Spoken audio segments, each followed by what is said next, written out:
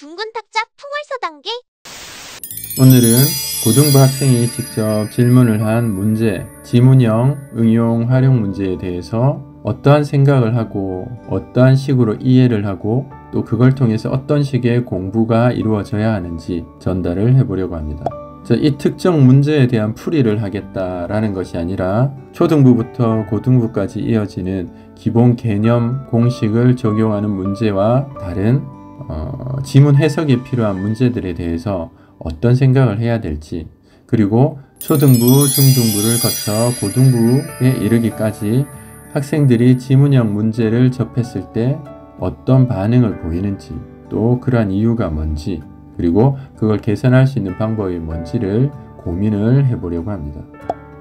따라서 초등부부터 고등부까지 직접 이러한 문제를 다루고 있는 학생들, 그리고 아이들이 나은 이해를 할 수 있도록 돕기 위해서 전달을 하고 있는 부모님들, 선생님들과 함께 생각을 해보는 기회가 되기를 바랍니다. 우선 첫 번째로 얘기할 부분은 학생들이 이러한 질문을 할 때 먼저 제가 물어보는 것이 있습니다.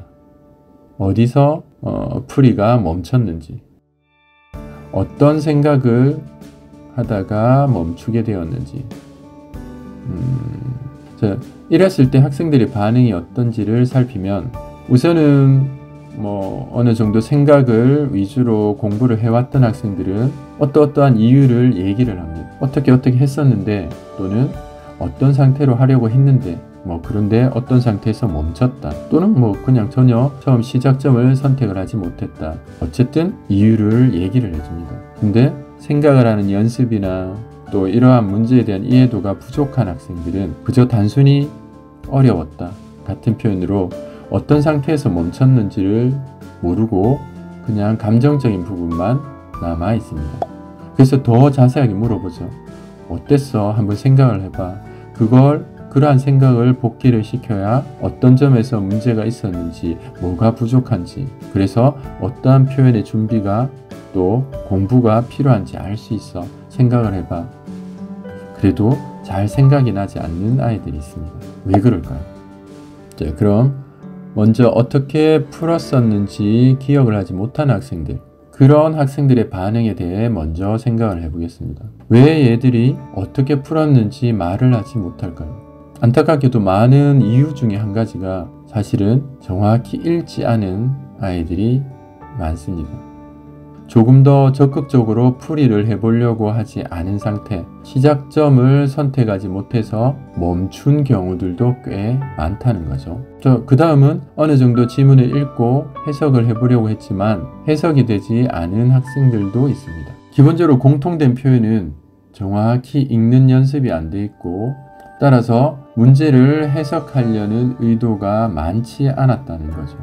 그래서 배운 것, 또 자기가 배워서 알고 있는 것의 단계로 넘어갈 여지가 없었습니다. 그래서 이런 문제들은 항상 새로운 문제, 어려운 문제라는 이미지가 더 씌워지게 되죠.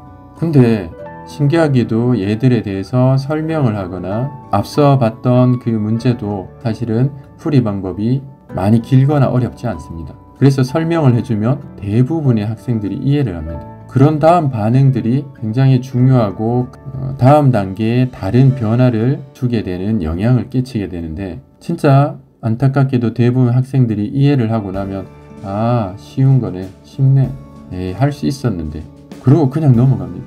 이 단계가 정말 이상하게 보입니다. 얘들은 분명히 이걸 몰라서 또 정확히 읽지도 않았고 해서 내용들에 대한 이해도가 떨어질 건데, 그 표현에 대한 국어적인 이해를 했다, 수동적으로 듣고 이해를 한 상태인데, 그 상태에서 멈추고 다음 질문거리를 찾게 되는 거죠. 얘들은 뭘 한 걸까요? 특히나 이 학생들은 공부거리를 마련할 수 있는 필기도 잘 안 됩니다. 필기에 대한 표현은 다음에도 얘기를 하겠지만 굉장히 중요한 단계에 있는데, 그런 부분들이 없음으로 인해서 학생들은 얘들에 대한 변화, 이전에 있었던 자신의 반응에 대한 변화를 일으킬 수 있는 기회조차 못 갖게 되는 거죠. 근데 애들은 공부를 했다고 생각합니다. 근데 아무것도 하지 않은 이해, 그것도 수동적인 이해만을 했었기 때문에 학생들은 그 문제를 푼 것으로, 시간을 쓴 것으로 공부를 했다라고 이미지를 자기 머릿속에 계속 넣고 있지만, 실제로 다음에 문제를 봤을 때도 여전히 새로운 문제, 어려운 문제가 될 수밖에 없습니다. 왜? 공부를 안 했으니까. 변화를 일으킬 수 있는, 얘들은 잠시 후에 얘기를 하겠지만 어떤 식으로 이해를 해야 되는구나, 어떻게 내가 단계를 밟아 나가서 풀이를 진행시켜야 되는구나, 시작점을 어떻게 선택을 하는 게 좋겠구나 등의 공부거리라는 것들을 마련하지 않았고 필기를 안 했다는 거겠죠. 그 단순히 그 시기 때 기억을 하는 건 휘발성입니다. 아무리 머리가 좋고 해도 우리가 시험을 치게 되는 건 배우는 시기보다 어느 정도 기간이 흐른 후기 때문에 이 휘발성의 기억은 장기 기억으로 넘어가지 못하고 사라지게 되죠. 근데 그때 찾아볼 내용도 없고, 따라서 공부를 할 수 있는, 기억을 되새길 수 있는 표현도 없으니 새롭게 접하는 문제는 새로운 문제, 또 처음과 같은 반응을 보일 수밖에 없는 어려운 문제가 되겠죠. 잘못되어 있는 익숙한 표현을 변화를 줄 수 있는, 바꿀 수 있는 연습을 하지 않았기 때문에 당연한 듯이 자기에게 연습이 되어 있는 익숙한 방법을 적용할 수밖에 없습니다. 그건 처음과 같은 반응이겠죠. 아무리 시간을 쓰고 몇 번을 봤던 경험이 있어도 그건 사라지게 될 겁니다. 공부를 안 했으니까. 이렇게 몇 번만 반복이 되어도 아이들은 이 새로운 문제를 어떻게 풀었는지 기억을 못하게 되죠. 그래서 먼저 학생들이 해야 되는 것, 질문을 하기 위해서는 준비가 필요합니다. 공부를 어느 정도 잘 하고 있는 학생들은 스스로 할 수 있는 능동적인 사고가 연습이 되어서 자기가 푸는 문제에 대한 수정 또는 교정을 위한 자신의 행동, 생각이 어떠해야 되는지를 어떻게든 의식을 하게 됩니다. 다행스럽게 그러한 의식을 할 수 있는 능력이 태어날 때 크게 타고났거나, 또는 환경적이든 전달자에 의한 배움에 의해서든 좀 더 익숙할 수 있는 상태로 타고난 아이들, 그런 아이들은 전달받은 표현에 대해서 내가 기억을 해야 돼, 또 어떤 식으로 수정을 해야 돼, 그걸 바꾸지 않아서 이런 상황이 일어나, 이번 문제는 어떤 상태에서 멈추게 됐어, 어떠한 생각을 하다 보니 이전에 배운 것과 연습된 것과 다른 반응을 보였어 등을 생각을 할 수가 있게 됩니다.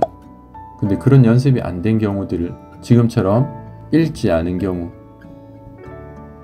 이 경우도 왜 이렇게 연습이 되었느냐 생각하면 초등부부터 고등부가 될 때까지 어쩌면 이런 지문형 문제들이 기본적으로 배운 것과는 구분이 필요하다는 전달을 못 받아서, 그러니까 기본 개념과 공식의 전달만이 또 그것을 보는 것이 공부라고 되어 있는 경우들, 그러한 경우로 인해서 모든 문제를 스스로 풀어야 되고 생각을 해야 될 것처럼 이미지를 받아왔기 때문에 어렵다라는 이미지가 쌓여서 읽지 않는 상태로 넘어가는 경우들이 많습니다. 초등부부터 중등부까지 생각을 하면, 물론 초등부만 한번 따져볼게요. 초등부만 생각해도 6년인데 저학년인 1학년 때 또 2학년 때 조금은 수학에 대한 인식을 할 수 있는 시기가 될 때까지 정확한 전달이 이루어지지 않으면 지문형 문제를 내가 어떻게 이해를 해야 될지, 이런 부분에 대한 생각을 의식하지 못하고 시간이 흐르게 됩니다. 근데 그 의식이 한 해, 두 해만 지나도 머릿속에 자리를 잡게 되고, 그렇게 6년을 바쁘게 공부를 했다고 생각을 하지만 문제를 푸는데, 그것도 혼자 힘으로 푸는데 시간을 썼던 아이들은 생각할 거리가 없음에도 고민을 하는 시간, 아무것도 머릿속에 떠오르지 않는 상태에서도 자기가 공부를 하고 있다라는 인식을 갖게 됩니다. 그러면 그 긴 시간이 실제로 필요한 실전에 필요한 생각이 커지는 연습이 되는 것이 아니라 어렵다, 내가 뭔가 부족하진 않을까 같은 생각의 이미지가 자리를 잡는 데 쓰이게 되는 거죠. 그러면 당연히 읽지 않게 됩니다. 이런 문제들의 실제 시작점은 굉장히 단순합니다. 읽는 거죠. 그리고 출제자가 전달한 또 지시하는 표현처럼 따라하는 겁니다. 너무 단순하죠.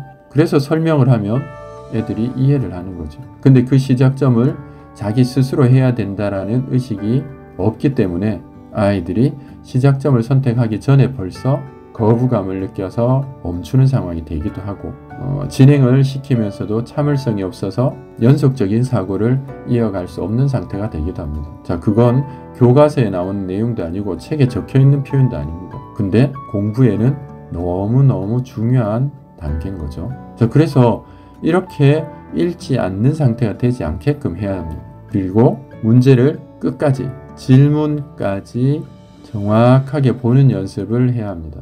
뭘 묻고 있는지, 그리고 앞서 나오는 조건들이 어떻게 쓰이는지, 또 한 가지 해설지에 대한 참고도 굉장히 중요합니다. 근데 많은 전달자들이 학생들이 그걸 따라서 할까봐, 또 뺏겨올까봐 학생들 스스로 하는 부분에 어찌 생각하면 전달자 입장에서 확인하는 부분에 어려움이 생길까봐 해설지를 뺏어두는 경우가 생기는데, 그러면 학생들이 생각을 하고 공부할 기회를 뺏는 겁니다. 이걸 뺏을 게 아니라 어떻게 이용해야 될지를 알려줘야 되는데, 우리가 덜 힘든 방법을 선택한다는 게 해설지를 뺏는 거죠. 조금 힘들고 또 전달이 어려워, 확인이 어려워, 그러해도 이용하는 방법을 알려줘야 합니다. 그랬는데 학생들이 잘못 이용을 하고 있다면 그건 학생의 잘못이겠죠. 지적을 하고 수정을 할 수 있게 다시 또 전달을 해야 합니다. 자, 질문하기 전에는 내가 본 문제의 내용이 어떠한지 이해는 하고 있는데 어떻게 시작을 해야 되는지 모르는 상태로 멈췄는지, 이해조차 되지 않았는지, 그렇게 질문까지 확인을 해서 내용을 파악하고 들을 준비를 해야 합니다. 그래야 들으면서 자기가 놓친 부분들을 의식할 수 있고 또 그걸 수정할 기회가 생기는 거죠. 근데 이런 상태가 없이 온다. 그럼 어떻게 되냐? 설명을 하는 상황에 학생은 처음 그 문제를 보게 됩니다. 그럼 부족해지는 건 비교할 수 있는 상황이 없죠. 자기 생각과 자기가 잘못한 부분이나 수정해야 되는, 더 나아가서는 교정을 해야 되는 부분에 대한 의식을 할 수 없는 상태가 됩니다. 근데 정말 신기하게도 이해가 되기 때문에 학생들은 쉽게 수동적으로 변합니다. 이 수동적인 사고, 능동적으로 뭔가를 할 수 없게 만드는 이 수동적인 이해가 수학 공부를 하는 데는 굉장히 방해가 되는 요소가 됩니다. 애들이 공부를 했다고 느끼는 거죠. 이거부터 고쳐나가야 합니다. 자, 우선 지금 처음 단계에서 우리가 전달할 부분은 질문을 하려면 질문을 할 수 있는 상태까지는 준비가 되어 있어야 한다는 거죠. 무조건 문제를 정확히 읽고 어떤 내용인지 파악을 하되, 어쩌면 파악이 되지 않아서 질문을 한 것이니까 자기가 어떤 상태의 생각을 했고 어떤 상태에서 멈추게 되었는지 그 정도까지는 확인을 하고 와야 합니다. 그래야 선생님의 전달 내용 중 자신의 것과 다른 생각, 또 하지 않았던 움직임, 단순히 질문을 읽는 것조차도 안 되는 그러한 문제점들을 파악할 수가 있습니다. 자, 우선은 여기까지.